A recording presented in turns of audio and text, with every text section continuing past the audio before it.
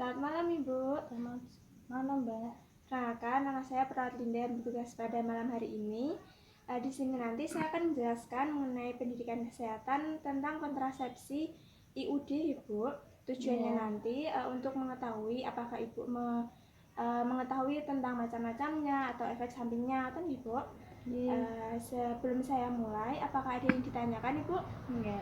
Apakah sudah siap Bu? Sudah. Baiklah, yang pertama itu apa sih KBIUD itu Ibu? KBIUD itu merupakan intrauterine device, yaitu suatu alat kontrasepsi yang pemasangannya dilakukan dengan cara memasukkan alat berbentuk T ke dalam rahim. Nah, jenis-jenis KB spiral ini yang pertama itu ada KB spiral inert Ibu seperti Lippes lock dan Chines ring.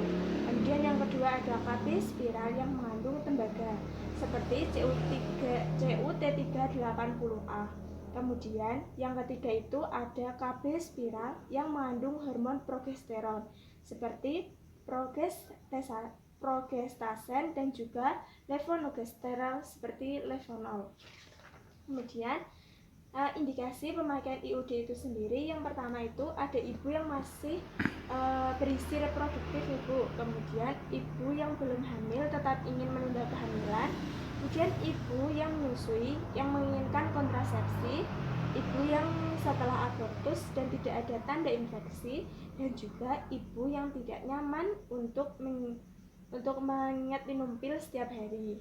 Kemudian kontraindikasinya itu ada yang pertama kehamilan, kemudian peradangan pada alat kelamin, yang ketiga itu ada kecurigaan tumor ganas pada alat kelamin, dan juga bentuk rahim yang tidak normal Bu.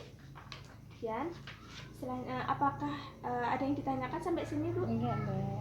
Selanjutnya itu mengenai pemasangan dan pelapasan Ibu. Tentu saja hal ini hanya dapat dilakukan oleh tenaga kesehatan, yaitu dokter dan juga bidan. KB ini sendiri dipasangkan 48 jam setelah persalinan Bu.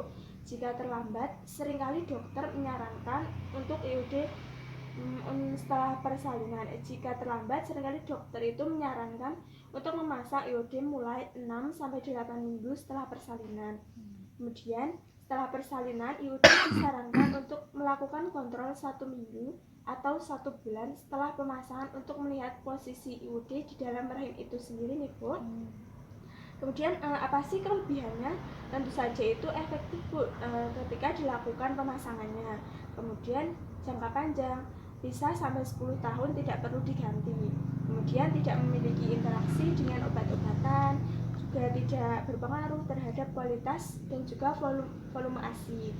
Kemudian yang terakhir itu dapat digunakan sampai menopause atau sudah tidak menstruasi lagi ya kan Bu. Kemudian di balik kelebihan itu juga ada kekurangannya, misalnya tadi memerlukan prosedur medis termasuk pemeriksaan bagian dalamnya itu pemeriksaan pelvis, dan tidak dapat memberikan pencegahan terhadap IMS, tidak baik digunakan pada perempuan dengan IMS. Terus tidak dapat melakukan pelepasan KB spiral sendiri Bu, perlu dibantu dengan tenaga kesehatan tadi. Kemudian harus memeriksa posisi benang KB spiral dari waktu ke waktu. Jadi jangan sampai kelupaan gitu Bu.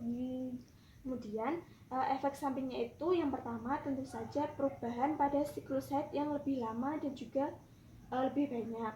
Kemudian saat haid terasa lebih sakit Bu. Kemudian yang terakhir itu kadang-kadang terdapat perdarahan sedikit di luar siklus haid. Jadi begitu penjelasan yang telah saya berikan. Apakah bisa dimengerti Bu? Insya Allah. Apakah ada yang ditanyakan? Enggak Mbak. Baiklah, jika sudah jelas, semoga apa yang saya sampaikan dapat berguna dan dapat dimengerti Ibu. Baiklah, terima kasih. Selamat malam Ibu. Selamat